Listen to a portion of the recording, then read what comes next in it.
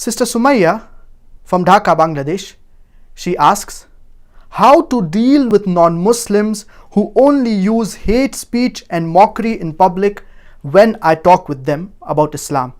Should I just ignore them?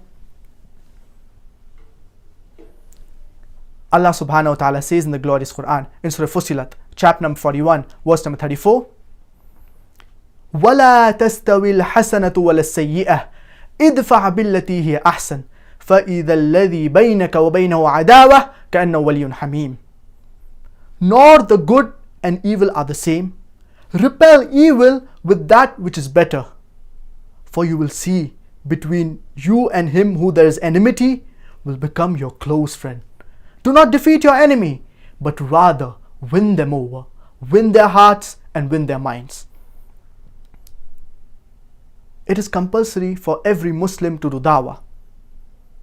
And I started this session with the verse of the glorious Quran from Surah Nahl, chapter number 16, verse number 125. أُدْعُوا إِلَى سَبِيلِ رَبِّكَ بِالْحِكْمَةِ وَالْمَوْعِظَةِ الْحَسَنَةِ وَجَادِلْهُمْ بِالَّتِي أَحْسَنُ.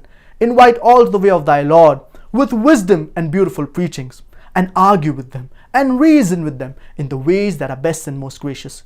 So the first thing that you should do is do dawah with the non-Muslims. Even if they mock you, even if they make fun of you, yet you should continue doing dawah with hikmah and with husna. And if you look at the lifestyle of our beloved Prophet Muhammad, peace be upon him, even he was mocked at. The Sahaba, when they propagated the message of Islam, they were mocked at. They were tortured.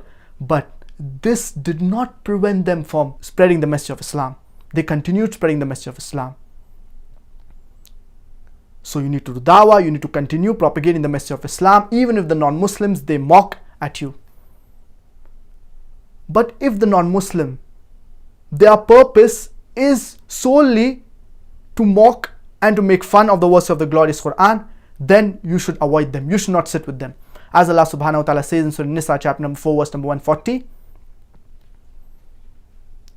وَقَدْ نَزَّلَ عَلَيْكُمْ فِي الْكِتَابِ أَنْ إِذَا سَمِعْتُمْ آيَاتِ اللَّهِ يُكْفَرُ بِهَا وَيُسْتَهْزَأُ بِهَا فَلَا تَقْعُدُوا مَعَهُمْ حَتَّى يَخُوضُوا فِي حَدِيثٍ غَيْرِهِ إِنَّكُمْ إِذًا مِثْلُهُمْ. That it has been revealed to you in the book, when they hear the verses of the glorious Quran, they disbelieve in it and they mock at it. So do not sit with them until they discuss something else. إِنَّكُمْ إِذًا مِثْلُهُمْ. For if you do so, you are like them. So if they are mocking, they are making fun of the verse of the glorious Quran, then you should not sit with them and you should avoid them. But this is the last resort. After you have conveyed the message of Islam to these non-Muslims, if they are yet mocking and their purpose is to make fun, then you should avoid them and not sit with them.